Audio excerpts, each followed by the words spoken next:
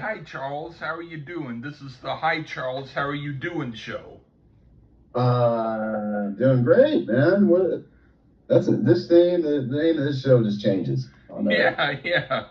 I decided seemingly. that I do kind of like your name better than my name, so that's why I'm deciding, at least for this show, I'm calling it by your name.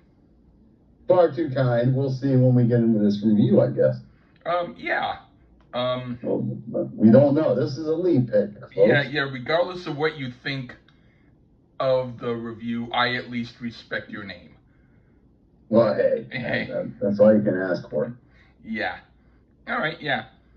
First of all, yeah, we're doing a Chick Corea album called Hymn of the Seventh Galaxy. It's with the group Return to Forever. And did you ever hear anything by them before?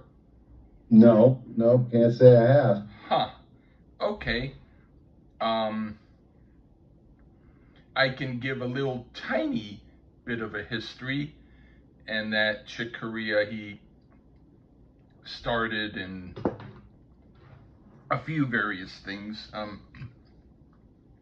You probably heard him in some Miles Davis work, Yeah. and he then went on to do some solo stuff, and then he worked with the group Circle with Anthony Braxton and Dave Holland and Barry Altschul, which I thought was a fantastic group. And then he um, did some really kind of shitty by when he got the chance to do a solo album in New York. They were in the middle of doing gigs in California, and he just went on the plane and took off, and the gigs had to be canceled, and he didn't pay any of them, and they didn't have any money to get back. And yeah, he kind of, you know, did wrong. Hmm. But later, he and Anthony Braxton did do like a review of something um, later. I'm going to be right back in about 10 seconds. I'm leaving this on because my neighbor is knocking on the door for a moment. One moment. Okay.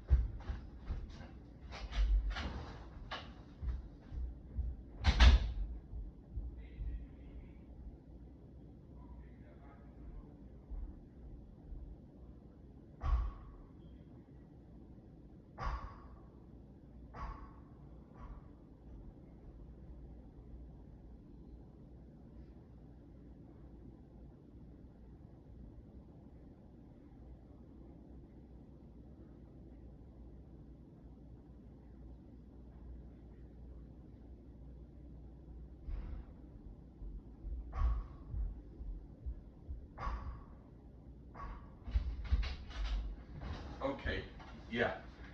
Um, that was just a really quick moment type of a thing. Sorry about that. He is he has certain reasons why he can't do a lot. So if he needs some help, I can help him. But Ah, but anyway, um, so he went on to do that, and then they did like a reunion concert. Well, not a reunion concert, but like a like a concert where a lot of people performed, and they happened to be there, and they come to perform there and talk and look like they were having a good time, laughing and everything. So I guess that you know got mended. But after he did that, then he did some more solo stuff. Then he did an album, a solo album called Return to Forever. And that, if you ever see that, it has a seagull on the cover. hmm. And it's a solo album, but it's quite frankly one of my very favorite jazz albums of all time. It's maybe one of the top five. It's considered to be a classic, and it's great. And I guess it might have put him on the map a little bit because the people he used on that album, he decided he would, I guess, ask them to be in his group, which he would call Return to Forever, where he Mm-hmm. then added a guy named Stanley Clark.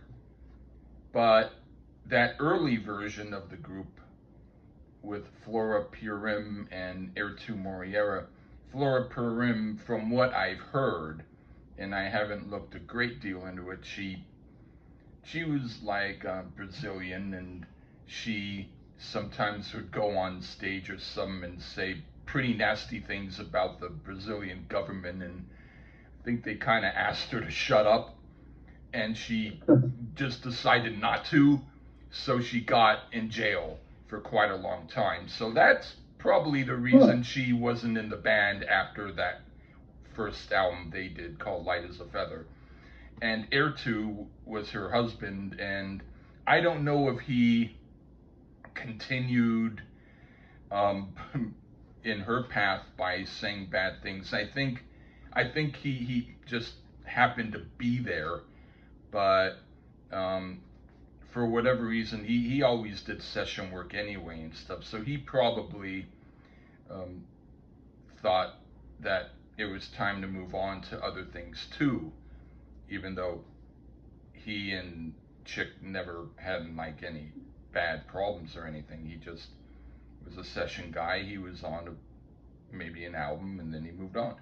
And then so they decided, Chick decided he had Stanley Clark still with him, and so they decided to form another band or another formation of Return to Forever, and that's this one with Bill Connors and Lenny White. And Mm. Bill Connors is a guitarist who he did this album. Then after he did this album, he decided he wanted to venture off into classical music, so he did that. And then later on, he went into jazz, and then later on, he did kind of a combination of all three. So he kind of kept mixing it up.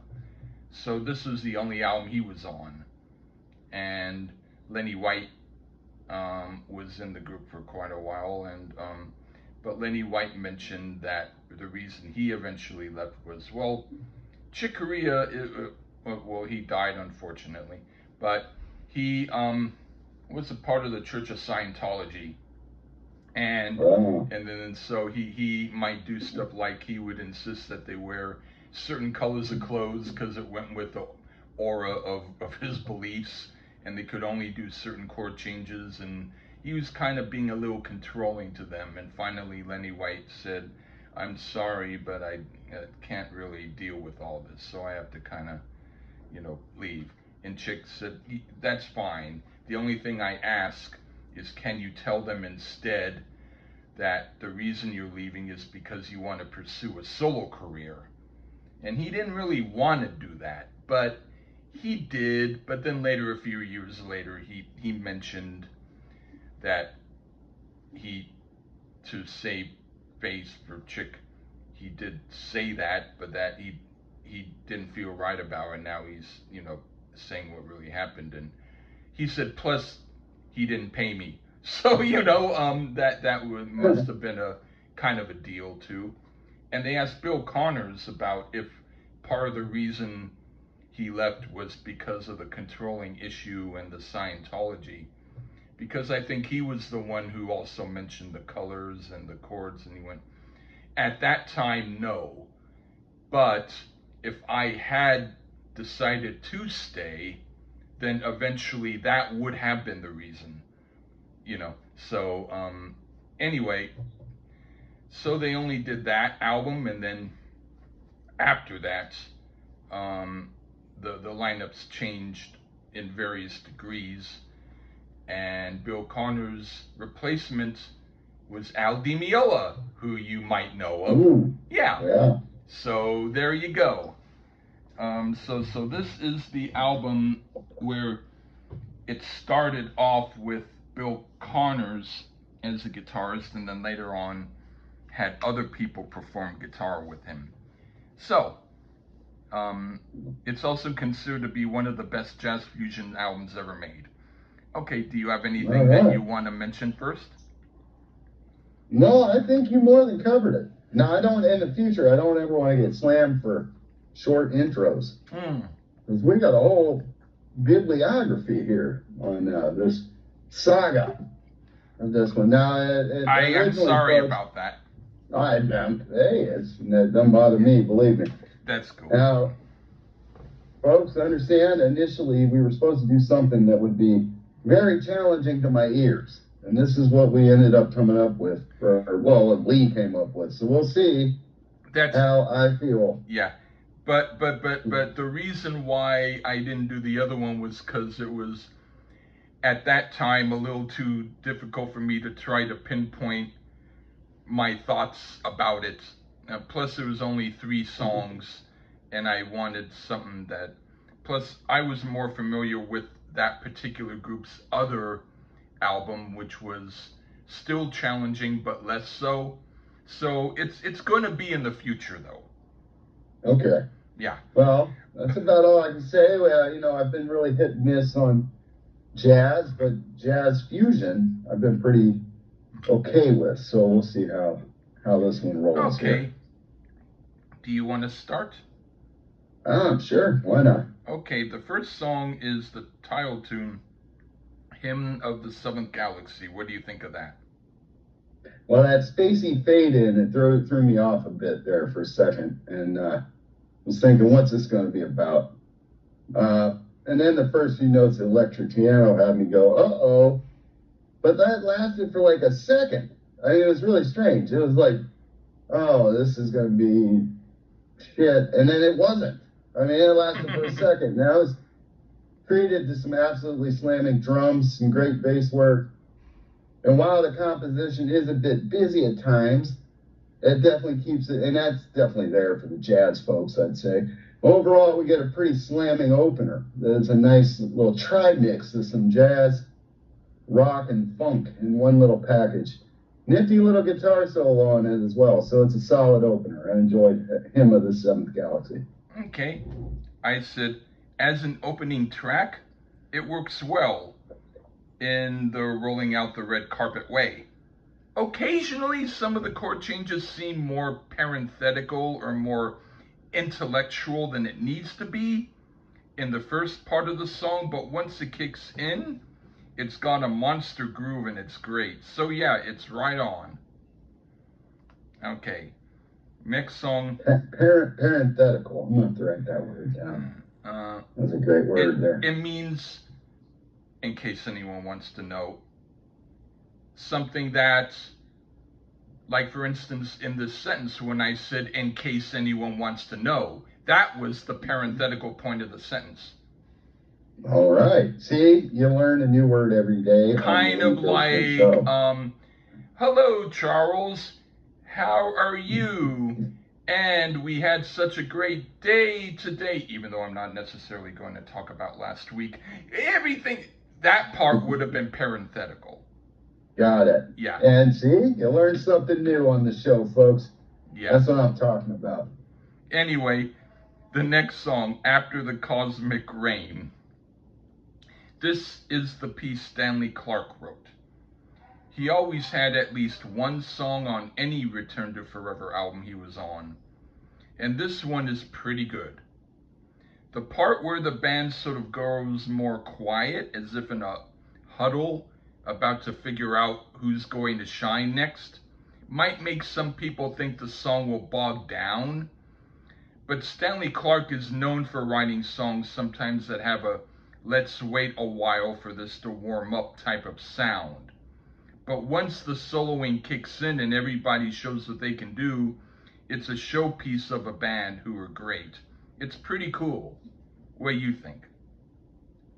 Old Bill Connor's guitar work on this is fantastic, and that's what we get right off the start. Then it goes into a Chick Corea type section where the electric piano takes the front seat a bit, but it's also more of a duet between the guitar and the piano. Lenny White, man, that drummer, that dude can get some, no doubt. But again, I got to go back to Bill Connor's. It gets down even harder at about the 3-minute mark. Or maybe that's the bass. I'm not sure what that was. Maybe it was the bass. And if it was, that man, that's fuzz some thing, that fantastic. Stanley Clark. Yeah, that was fantastic. So never mind. Stanley Clark with a fuzz bass there was absolutely awesome. He don't have to take a backseat to anyone on this. This was by far even better than the opener. A tad long, but it's so good that it can be overlooked.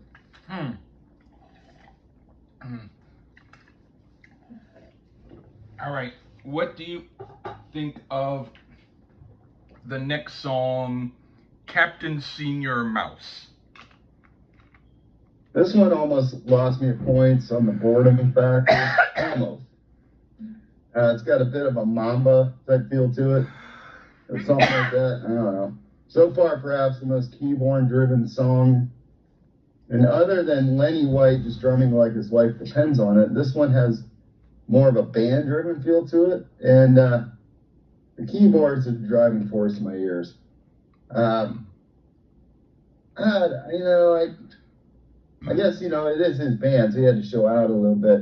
There's some interesting sounds on this. We do finally get some guitar work towards the latter part of the song. But for some reason, this one wasn't as great for my ears so far. It is obviously well played, but the song makes me think of other things, which happens, unfortunately, and that sucks when it does. That means the song's boring. So, didn't do much for me, old Captain Senior Mouse. Okay. I put, this is the piece that sounds closest to what Chick Corea might do on a solo album. It's an interesting song. Yeah, if I suggest one of his albums, but don't worry, it won't actually have that song on it. It's an interesting song with a Latin tinge, and it's good enough, but when the band gets jamming, it's really good. Quite nice. But I do also have some of the same feelings you do about it at times. Anyway, theme to the Mothership. It starts okay, and then it gets better and better as it goes along. They're playing great, and it's a cool tune. What do you think? See, I wouldn't have necessarily said it started okay, but I will say Bill Connor steps back up here, wailing away. And when I say it, I don't know if it started okay, is because one criticism I have is the bass work in the beginning sounds very robotic, and not necessarily in a good way. For some reason, I find that not to be good, because perhaps I've heard better work in this album thus far from that instrument. And but it does get better towards the center of this yet again long song. Thankfully, by the way, Corea has some great work in that section as well. That is perhaps the best part of the song for me. Clark broke out of that zone, because I don't know why, it just sounded like a typist typing in the early part. And then he breaks out of that zone and gets into some great playing. And Korea's keyboard work is outstanding in that section of the song. So it's definitely worth waiting for to get there. More solid song in my ears than Senor Mouse. So back in the groove here, despite a thing or two I couldn't get with at first. Okay. I can... I kind of agree, even though I kind of agree. Well, maybe not, but anyway, what do you think of Space Circus? And even though it says part 1 and 2, nobody ever usually refers to as part 1 and 2. It's just known as Space Circus. So what do you think of that? Well, I do. I guess because I'm not a aficionado. All right. And in part 1 there, it starts out pretty mellow. With an almost love song type sound going on there. Then it breaks into something a bit more funky, which got to be part 2. The guitar riff backed by the keyboard and bass is excellent on this one, albeit a bit short in that section. And definitely a funk groove here to this. So yet again, a blend of rock, jazz, and funk going on here. Bill Connors, man, is the standout on this one for me. Outstanding guitar work on the track. Another solid song for my ears. I probably could have done without part 1, to be honest. Part 2 is the highlight. All right. I put... sorry. This is like a deep track and a very cool one. I like the music to it, and the musicianship is great. It's one of the quite good deep cuts. Okay, now for Game Maker. All right, great track. It's one of my favorites, along with Space Circus. Great way to close the album. What do you think? Well, it does take a minute to get going. Very kind of otherworldly in the beginning, but then my MVP for the record, Bill Connors, kicks in and gets into more of what I'm about. Korea's no slouch here either. He plays what I'd call a very disciplined, locked-in groove on his electric piano. Then we get a wonderful duet between the two instruments. It should be heard to totally understand how tight those two were on this track. Another solid one here. Yeah, man, this is some good shit.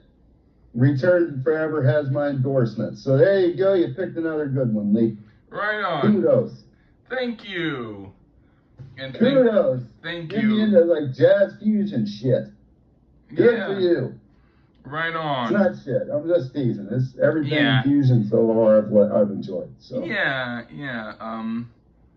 And so far,